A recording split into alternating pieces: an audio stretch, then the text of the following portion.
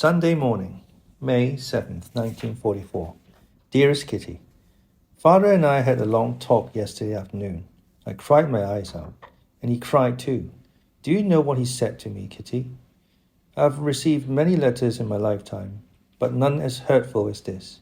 You, who have had so much love from your parents, you, whose parents have always been ready to help you, who have always defended you, no matter what. You talk of not having to account to us for your actions. You feel you've been wronged and left to your own devices. No, Anne, you've done us a great injustice. Perhaps you didn't mean it that way, but that's what you wrote. No, Anne, we have done nothing to deserve such a reproach. Oh, I've failed miserably. This is the worst thing I've ever done in my entire life.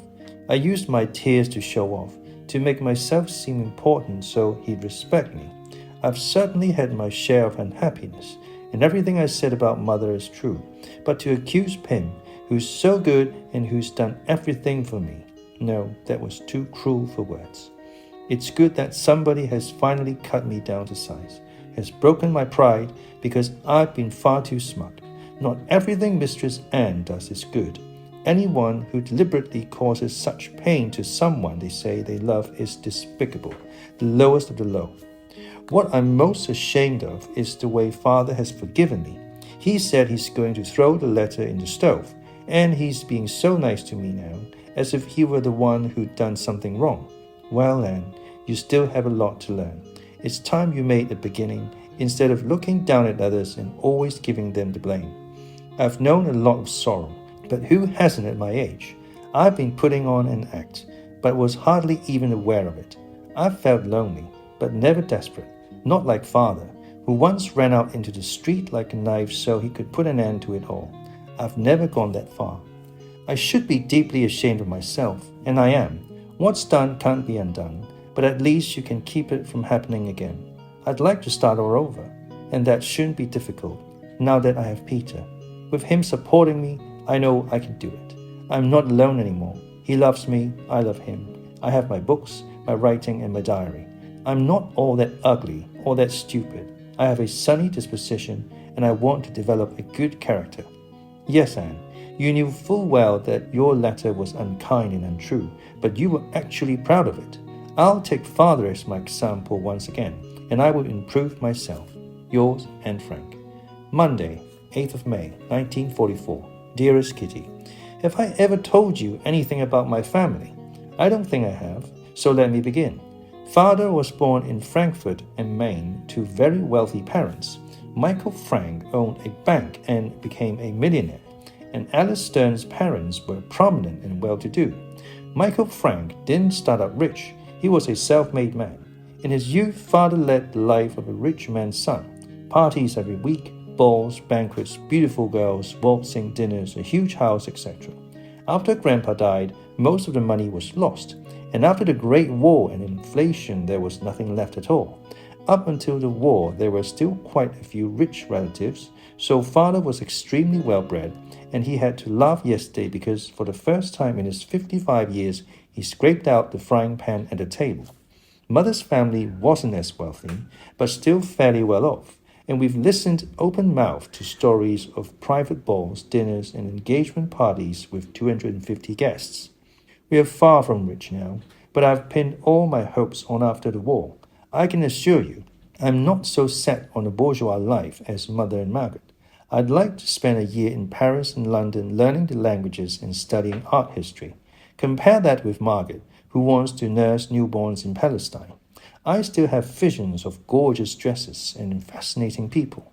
As I've told you many times before, I want to see the world and do all kinds of exciting things, and a little money won't hurt. This morning, Meep told us about her cousin's engagement party, which she went to on Saturday. The cousin's parents are rich, and the grooms are even richer.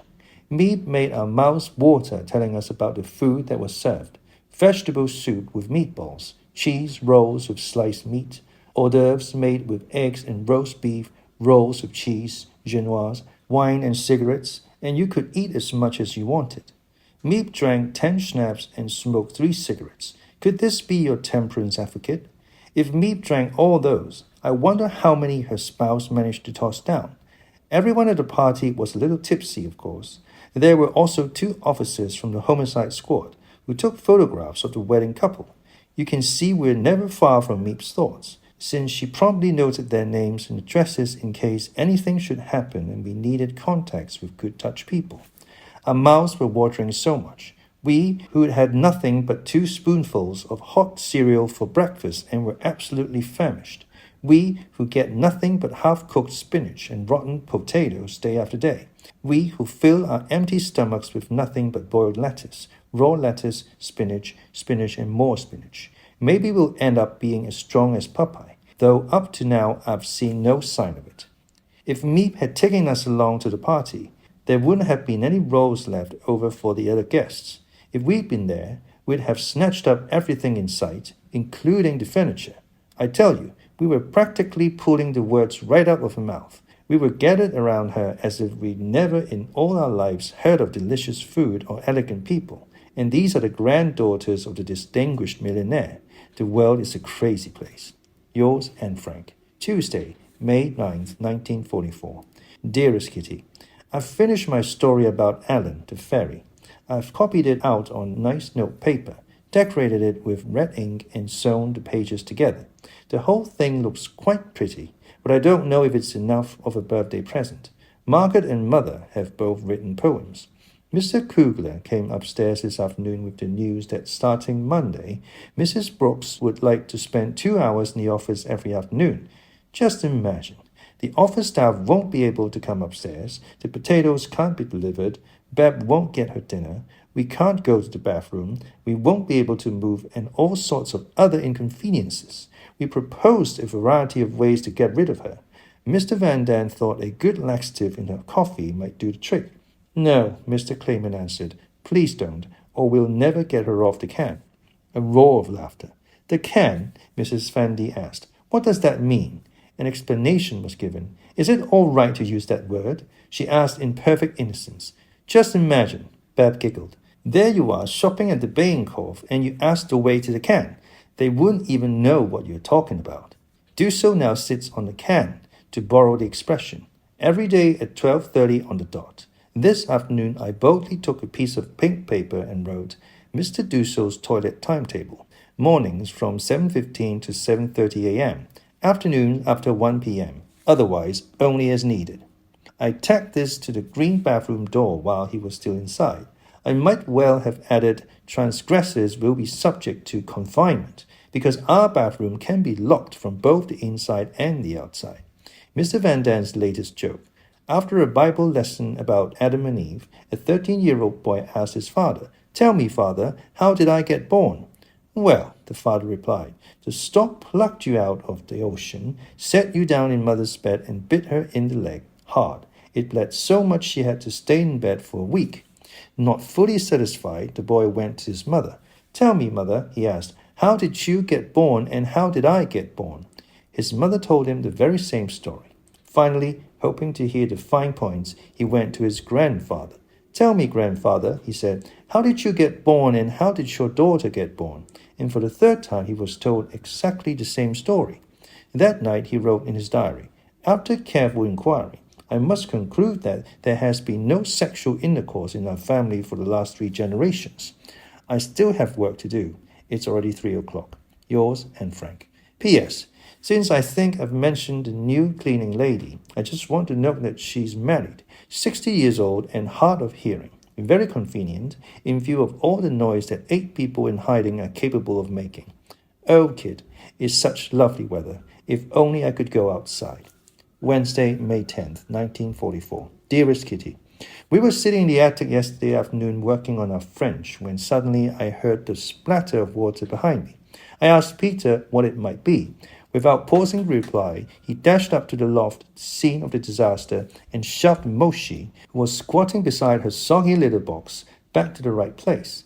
This was followed by shouts and squeals, and then Moshi, who by that time had finished peeing, took off downstairs. In search of something similar to her box, Moshi had found herself a pile of wood shavings, right over a crack in the floor. The puddle immediately trickled down to the attic and, as luck would have it, landed in and next to the potato barrel. The ceiling was dripping, and since the attic floor has also got its share of cracks, little yellow drops were leaking through the ceiling and onto the dining table, between a pile of stockings and books. I was doubled up with laughter. It was such a funny sight. There was Moshi crouched under the chair, Peter armed with water, powdered bleach in a cloth, and Mr. Van Daan trying to calm everyone down. The room was soon set to rights, but it's a well-known fact that cat puddles stink to high heaven. The potatoes proved that all too well, as did the wood shavings, which father collected in a bucket and brought downstairs to burn.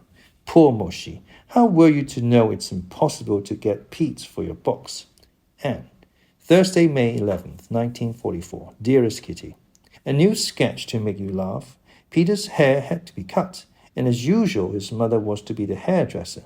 At 7:25, Peter vanished into his room and reappeared at the stroke of 7:30, stripped down to his blue swimming trunks and a pair of tennis shoes. Are you coming? He asked his mother. Yes, I'll be up in a minute, but I can't find the scissors. Peter helped her look, rummaging around in her cosmetics drawer. Don't make such a mess, Peter, she grumbled. I didn't catch Peter's reply, but it must have been insolent, because she cuffed him on the arm. He cuffed her back, she punched him with all her might, and Peter pulled his arm away with a look of mock horror on his face. Come on, old girl.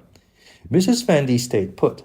Peter grabbed her by the wrists and pulled her all around the room. She laughed, cried, scolded, and kicked, but nothing helped. Peter led his prisoner as far as the attic stairs, where he was obliged to let go of her. Mrs. Vandy came back to the room and collapsed into a chair with a loud sigh. The abduction of mother, I joked. Yes, but he hurt me. I went to have a look and cooled her hot red wrists with water. Peter, still by the stairs and growing impatient again, strode into the room with his belt in his hand, like a lion tamer. Mrs. Vandy didn't move, but stayed by her writing desk, looking for a handkerchief. You've got to apologize first. All right, I hereby offer my apologies, but only because if I don't, we'll be here till midnight. Mrs. Vandy had to laugh in spite of herself. She got up and went toward the door, where she felt obliged to give us an explanation. He wasn't like this at home, she said. I'd have belted him so hard he'd have gone flying down the stairs. He's never been so insolent. This isn't the first time he's deserved a good hiding. That's what you get with a modern upbringing, modern children. I'd never have grabbed my mother like that. Did you treat your mother that way, Mr. Frank? She was very upset, pacing back and forth, saying whatever came into her head, and she still hadn't gone upstairs. Finally, at long last, she made her exit. Less than 5 minutes later, she stormed back down the stairs, with her cheeks all puffed out, and flung her apron on a chair. When I asked if she was through, she replied that she was going downstairs. She tore down the stairs like a tornado, probably straight into the arms of her putty. She didn't come up again until 8, this time with her husband. Peter was dragged from the attic, given a merciless scolding and showered with abuse. Ill-mannered brat, no good bum, bad example, and this, Margaret that. I couldn't hear the rest. Everything seems to have calmed down again today. Yours, Anne Frank. P.S. Tuesday and Wednesday evening our beloved Queen addressed the country. She's taking a vacation, so she'll be in good health for her return to the Netherlands. She used words like soon when I'm back in Holland, a swift liberation, heroism, and heavy burdens. This was followed by a speech by Prime Minister Gerbrandy. He has such a squeaky little child's voice that mother instinctively said, oh, a clergyman, who must have borrowed his voice from Mr. Adel, concluded by asking God to take care of the Jews, all those in concentration camps and prisons and everyone working in Germany. Thursday, May 11, 1944. Dearest Kitty, since I've left my entire junk box, including my fountain pen upstairs, and I'm not allowed to disturb the grown-ups during their nap time, you'll have to make do with a letter in pencil. I'm terribly busy at the moment, and strange as it may sound, I don't have enough time to get through my pile of work. Shall I tell you briefly what I've got to do? Well then, before tomorrow I have to finish reading the first volume of a biography of Galileo Galilei, since it has to be returned to the library. I started reading it yesterday and have gotten up to page 220 out of 320 pages, so I'll manage it. Next week I have to read Palestine at the Crossroads and the second volume of Galilei. Besides that, I finished the first volume of a biography of Emperor Charles V yesterday, and I still have to work out the many genealogical charts I've collected in the notes I've taken. Next, I have 3 pages of foreign words from my various books, all of which have to be written down, memorized and read out loud. Number 4. My movie stars are in a terrible disarray and are dying to be straightened out. But since it will take several days to do that and Professor N is, as she's already said, up to her ears in work, they'll have to put up with the chaos a while longer. Then there are Theseus, Oedipus, Peleus, Orpheus, Jason and Hercules all waiting to be untangled, since their various deeds are running crisscross through my mind like multicolored threads in a dress. Myron and Phidias are also urgently in need of attention, or else I'll forget entirely how they fit into the picture. The same applies, for example, to the 7 Years' War and the 9 Years' War. Now I'm getting everything all mixed up. Well, what can you do with a memory like mine? Just imagine how forgetful I'll be when I'm 80. Oh, one more thing, the Bible. How long is it going to take before I come to the story of the bathing Susanna? And what do they mean by Sodom and Gomorrah? Oh, there's still so much to find out and learn. In the meantime, I've left Charlotte of the Palatine in the lurch. You can see, can't you, Kitty, that I'm full to bursting. And now something else. You've known for a long time that my greatest wish is to be a journalist, and later on a famous writer. We'll have to wait and see if these grand illusions will ever come true, but up to now I've had no lack of topics. In any case, after the war I'd like to publish a book called The Secret Annex. It remains to be seen whether I'll succeed, but my diary can serve as the basis. I also need to finish Caddy's life. I've thought up the rest of the plot. After being cured in a sanatorium, Caddy goes back home and continues writing to Hans. It's 1941, and it doesn't take her long to discover Hans' Nazi sympathies. And since Caddy is deeply concerned with the plight of the Jews and of her friend Marianne, they begin drifting apart. They meet and get back together, but break up when Hans takes up with another girl. Caddy is shattered, and because she wants to have a good job, she studies nursing. After graduation, she accepts a position at the urging of her father's friends as a nurse in a TB sanatorium in Switzerland. During her first vacation, she goes to Lake Como, where she runs into Hans. He tells her that 2 years earlier he'd married Caddy's successor, but that his wife took her life in a fit of depression. Now that he's seen his little Caddy again, he realizes how much he loves her, and once more asks her for her hand in marriage. Caddy refuses, even though in spite of herself, she loves him as much as ever. But her pride holds her back. Hans goes away, and years later Caddy learns that he's wound up in England, where he's struggling with ill health. When she's 27, Caddy marries a well-to-do man from the country named Simon. She grows to love him, but not as much as Hans. She has 2 daughters and a son, Lathan, Judith, and Nickel.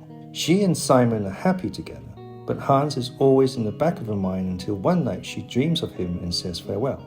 It's not sentimental nonsense, it's based on a story of father's life. Yours, Anne Frank. Saturday, May 13th, 1944. My dearest Kitty, yesterday was Father's birthday. Father and Mother's 19th wedding anniversary, a day without the cleaning lady, and the sun was shining as it's never shone before in 1944. Our chestnut tree is in full bloom. It's covered with leaves and is even more beautiful than last year. Father received a biography of Linnaeus from Mr. Clayman, a book on nature from Mr. Kugler, the canals of Amsterdam from Dussel, a huge box from the Van Dams, containing 3 eggs, a bottle of beer, a jar of yogurt, and a green tie. It made our jar of molasses seem rather paltry. My roses smelled wonderful compared to me and Bab's red carnations. He was thoroughly spoiled. 50 petite fours arrived from Simmons Bakery. Delicious. Father also treated us to spice cake, the men to beer and the ladies to yogurt. Everything was scrumptious. Yours, Anne Frank. Tuesday, May 16th, 1944. My dearest Kitty, just for a change, I'll recount a little discussion between Mr. and Mrs. Van D last night. Mrs. Van D, the Germans have had plenty of time to fortify the Atlantic Wall, and they'll certainly do everything within their power to hold back the British. It's amazing how strong the Germans are. Mr. Van D. Oh, yes, amazing. Mrs. Van D. It is. Mr. Van D. They are so strong they are bound to win the war in the end. Is that what you mean? Mrs. Van D. They might. I'm not convinced that they won't. Mr. Van D. I won't even answer that. Mrs. Van D. You always wind up answering.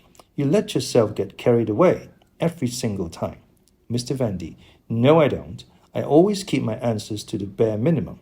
Mrs. Van D. But you always do have an answer and you always have to be right. Your predictions hardly ever come true, you know. Mr. Van D. So far they have. Mrs. Van D. No, they haven't. You said the invasion was going to start last year. The Finns were supposed to have been out of the war by now. The Italian campaign ought to have been over by last winter. And the Russians should already have captured Limburg. Oh no, I don't set much store by your predictions. Mr. Van D. Why don't you shut your trap for a change? I'll show you who's right. Someday you'll get tired of needling me. I can't stand you bellyaching a minute longer. Just wait. One day I'll make you eat your words. Actually, I couldn't help giggling. Mother couldn't either, and even Peter was biting his lips to keep from laughing. Oh, those stupid grown-ups. They need to learn a few things first before they start making so many remarks about the younger generation. Since Friday, we've been keeping the windows open again at night. Yours and Frank. What our annex family is interested in. Mr. Van Dan, no courses. Looks up many things in Norse encyclopedia and lexicon. Likes to read detective stories, medical books, and love stories, exciting or trivial. Mrs. Van Dan, a correspondence course in English. Likes to read biographical novels and occasionally other kinds of novels. Mr. Frank is learning English and a bit of Latin. Never reads novels, but likes serious, rather dry descriptions of people and places. Mrs. Frank, a correspondence course in English, reads everything except detective stories. Mr. Dusso is learning English, Spanish, and Dutch with no noticeable results. Reads everything. Goes along with the opinion of the majority. Peter Van Dan is learning English, French, shorthand in Dutch, English, and German, commercial correspondence in English, woodworking, economics, and sometimes math. Seldom reads, sometimes geography. Margaret Frank, correspondence courses in English, French, and Latin, shorthand in English, German, and Dutch, trigonometry, solid geometry, mechanics, physics, chemistry, algebra, geometry, English literature, French literature, German literature, Dutch literature, bookkeeping, geography, modern history, biography, economics. Reads everything, preferably on religion and medicine. And Frank, shorthand in French, English, German, and Dutch, geometry, algebra, history, geography, art history, mythology, biology, Bible history, Dutch literature. Likes to read biographies, dull, exciting, and history books. Leave someone in the lurch. Phrase. Leave someone abruptly and without assistance or support when they are in a difficult situation. Molasses. Molasses. Noun. Thick, dark brown juice obtained from raw sugar during the refining process. Poultry. Poultry. Adjective. Of an amount, very small or meager.